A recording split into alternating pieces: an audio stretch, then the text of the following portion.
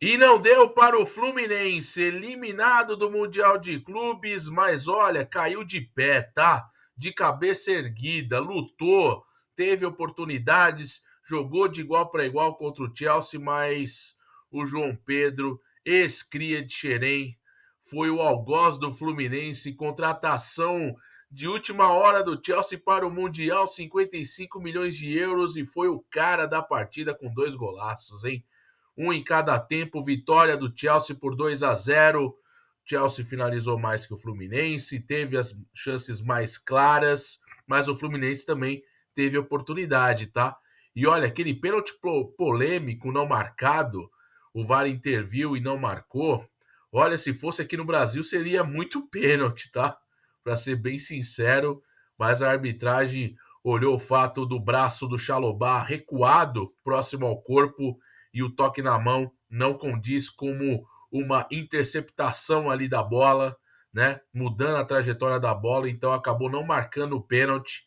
Mas olha, aqui no Brasil daria muito esse pênalti, hein? E poderia ter sido gol de empate, mas embora o Fluminense não tenha conseguido essa penalidade e ter a chance de ter empatado o jogo, o Fluminense foi muito bem. Claro que sentiu a ausência do Martinelli, principal meio-campista desse time, suspenso. O Freitas também, zagueiro, fez falta, mas Thiago Silva representou demais, um dos principais jogadores do Fluminense em campo. Claro que ainda teve o Hércules, muito perto de ter feito um gol no primeiro tempo, se não fosse o Cucurella tirar em cima da linha. Então o Fluminense teve oportunidades, o Chelsea mais competente.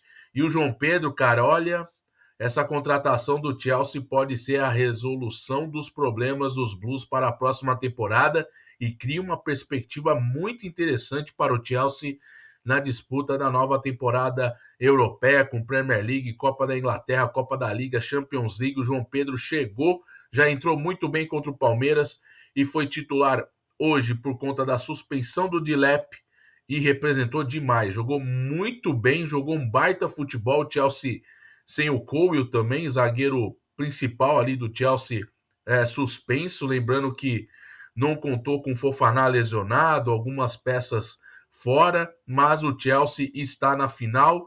E isso mostra também o fato do Chelsea ter melhorado demais o seu rendimento, o seu aproveitamento em campo, o seu futebol, depois de ter tomado aquela virada contra o Flamengo na fase de grupos. O Chelsea foi um time brigador, conseguiu passar pelo Benfica, depois passa pelo Palmeiras, passa pelo Fluminense e vai fazer a final ou com o Real Madrid ou com o Paris Saint-Germain. Olha, muitas coisas que a gente pode tirar de lição. O Fluminense sai do Mundial com a sua marca sendo divulgada para o mundo, 332 milhões de reais em prêmios para casa, o que vai ajudar bastante no orçamento do ano para a equipe, que ainda tem Brasileirão pela frente, tem várias competições importantes para disputar nesse segundo semestre aqui no futebol brasileiro. E claro que o Renato Gaúcho também sai muito em alta pelo trabalho, pela postura, pela gestão, pelo papel dele de líder ao lado do Thiago Silva nesse time. O Fluminense realmente marcou história porque é o time brasileiro com o menor orçamento, né? Em comparação a Flamengo, Palmeiras e Botafogo, e o time brasileiro que mais conseguiu chegar mais longe na disputa, né?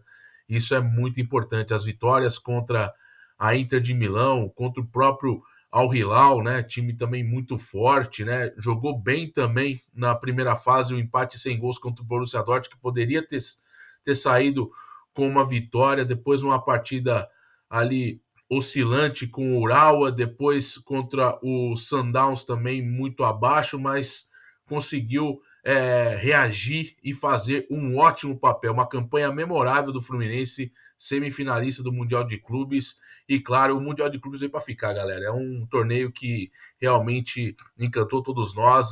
Formato de disputa, muitas surpresas, o futebol muito interessante no mata-mata. E o Chelsea, cara, olha, quando esse Chelsea jogar completo, com todos os jogadores recuperados, é uma possibilidade interessante. E olha, ter o Estevão incluído nesse sistema de jogo do Maresca, junto com o Power centralizado, atuando como um 10, se aproximando dos atacantes. E com o Enzo Fernandes também ajudando, né? Porque os gols foram sensacionais, né? O primeiro Pedro Neto no contra-ataque, lançando a linha de fundo, acha o João Pedro que chuta colocado de fora da área no ângulo do goleiro Fábio, um golaço. E no segundo gol, uma enfiada de bola sensacional do Enzo Fernandes, depois do Cole Palmer ter construído a jogada no campo de defesa.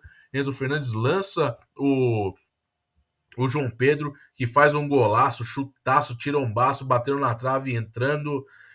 E infelizmente o Fluminense sendo penalizado, né, por uma escria da sua própria categoria de base, né? O João Pedro, que marcou 10 gols com o Brighton na temporada passada, foi contratado a 55 milhões de euros e realmente vai ser titular absoluto desse time, tá? Pode escrever, porque se tiver saudável, vai ser muito difícil o João Pedro perder o posto de titular. O Nicolas Jackson vai perder espaço, o Dilep vai ter que se contentar com o banco de reservas.